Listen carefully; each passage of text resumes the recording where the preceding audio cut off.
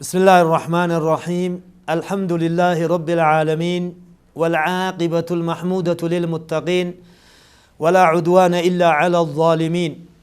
وأصلي وأسلم على من أرسل رحمة للعالمين، نبينا وحبيبنا وشفيعنا محمد وعلى آله وصحبه أجمعين. وبلين كينيا دامسي قبابان أسرتك أبنو علمنا ما keessattuu muslimtoonni jechuudha. Nuti ummanni muslimaa wanni nurraa eegamu tokkummaa fi jaalala eegasii waan dalaynu akkamit dalaynaadha. Waan dalaynu akkamit dalaynaa karoorfatuun sunnaa islaamaati. Eegasii immoo hujitti eegaseenne hoo akkamitti hujii san hojjannaa karoora ummata islaamaati. Xumura irratti hoo akkamitti maal karoorsinee hangam irraa xumurre waan jedhu ibsuun dirqama taha waan ta'eef har'a waan amma dalagaa jirru mara miidiyaa rabbiin nuun qananiiseeti jira jecha.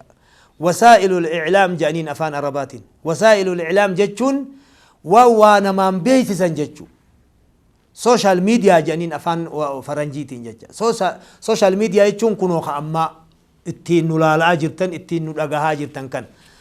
Kana keessa nuhi miidiyaa hedduu qabna. Obboleeyyan keenya kan rabbiin nuun qananiise kana hunda keessa ammoo TV'n hoggaa mara nurraan farraqne waan nuti yaanne osoo nuti cinqamne kan nu bira dhaabbatee ayya khidma maal isin gargaarra, maal isinii dabarsina, maal ummata biraan isinii geenya kan jedhu TV Nuural Hudaati.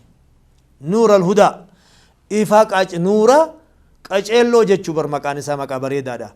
Kanaafuu inshaallah obboleeyyan keenya TV Nuural Hudaa sirritti akka nuu qabattan, sirritti akka cinaa nuu dhaabbattan, ergaa bakkaan nuu gahuu keessatti tokkoffaa irratti argama. Gaa namni hujii wal madaala waan ta'eef hujiidhaan yeroo ammaa majlisa keenya mana marii dhimmoota islaamummaa naannoo Oromiyaa kaddamuu itti siqee ergaa isaanii irraa fuudhee dabarsuu ummata islaamaa biraan gahuu keessatti sadarkaa tokkoffaa irratti argama waan ta'eef osoo tuma TV'n hundi keenya tahee jiru TV Nuural Hudaa waliin akka jiraattan dhaamsa keenya. Wassalaamu alaikum wa rahmatullahi wa barakaatuh.